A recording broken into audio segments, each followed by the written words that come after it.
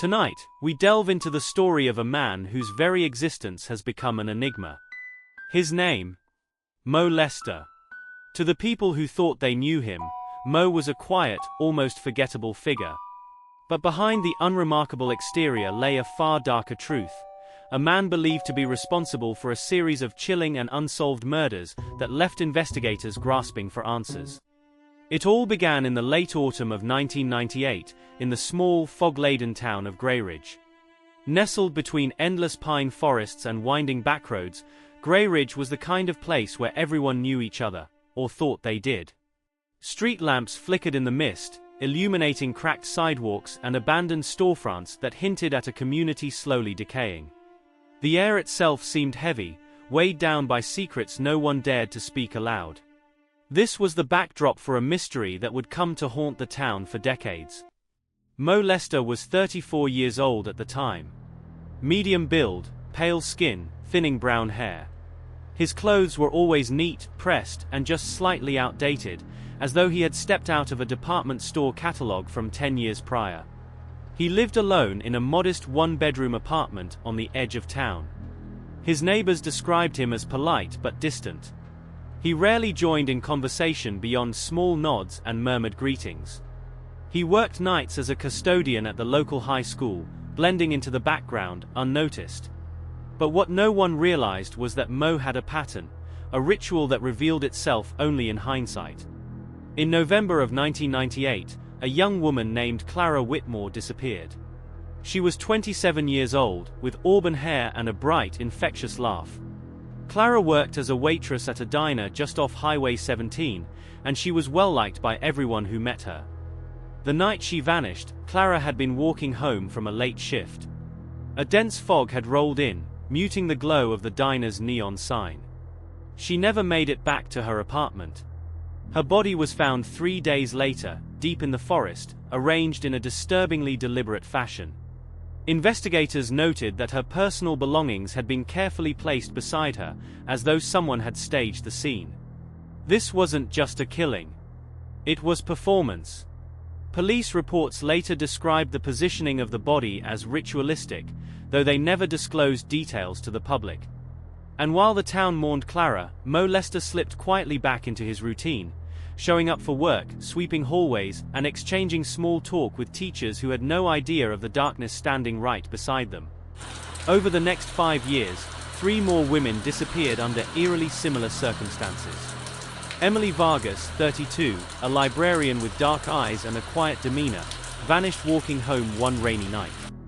Samantha Lee, 25, a college student known for her artistic flair, disappeared after leaving a coffee shop late in the evening.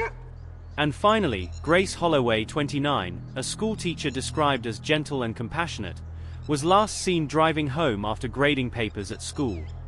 Each case carried the same haunting signature. Victims taken in isolated areas, discovered days later in the woods, with scenes staged so precisely that investigators began to suspect they were dealing with a killer who saw himself as more than just a murderer. To him, it was a display, a macabre kind of art. Local law enforcement was stretched thin. The lead detective, Harold Quinn, a seasoned officer in his early 50s with graying hair and tired eyes, admitted years later that the case haunted him more than any other. Despite extensive searches, interviews, and even FBI involvement, there was never enough evidence to tie anyone to the crimes.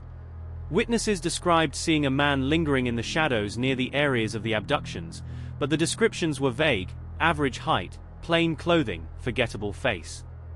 Moe Lester fit the description perfectly, but that was exactly the problem. So did half the town. Unbeknownst to investigators, Moe was meticulous in covering his tracks.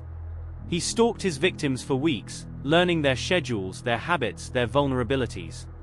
Inside his dimly lit apartment, he kept a notebook hidden beneath loose floorboards. In it, he detailed his works, never referring to them as murders but rather as creations. The handwriting was small, neat, and chillingly precise. Each entry ended with the phrase, "They are finally still." For Moe, killing wasn't about rage. It was about control. He loathed the unpredictability of life, the chaos of human connection, and in his twisted worldview, murder was the ultimate way to freeze a moment in perfect, unchanging silence. The last disappearance linked to Moe occurred in 2004. A storm had rolled over Grayridge, battering the town with thunder and sheets of rain. A 30-year-old journalist named Rachel Dyer was on her way home when her car broke down along a deserted stretch of road. When investigators found her vehicle, the keys were still in the ignition, windshield wipers frozen mid-swipe. Rachel's body was never recovered. Unlike the others, there was no stage display, only absence, an unfinished story. Some believe Rachel was Moe's final victim, though others argue she may have escaped, vanishing into the storm for reasons of her own. Shortly after Rachel's disappearance, Moe Lester himself vanished. One night, he simply didn't show up for work. His apartment was found empty, as though he had walked out the door with no intention of returning. Inside, investigators found little more than an old mattress, a few neatly folded shirts, and the hidden notebook that hinted at his crimes. But without bodies, without evidence, and without Moe himself, the case went cold. To this day, the story of Moe Lester lingers in Grayridge like a shadow. Locals whisper about the man who blended into the background so completely that he vanished not once, but twice, first behind the mask of an ordinary life, and then into the unknown. Some say he fled the country. Others believe he died quietly in the woods, his secrets buried with him. And a few whisper the most chilling theory of all, that Moe never stopped. That somewhere, in another small town, another trail of disappearances began. The case of Moe Lester remains unsolved. No arrests were ever made, no convictions ever secured. His victims, Clara, Emily, Samantha, Grace, and perhaps Rachel, remain frozen in time, their stories unfinished. And so, the mystery endures. Was Moe Lester a phantom of Grayridge, destined to fade into legend? Or is he still out there, watching, waiting, blending in with the rest of us?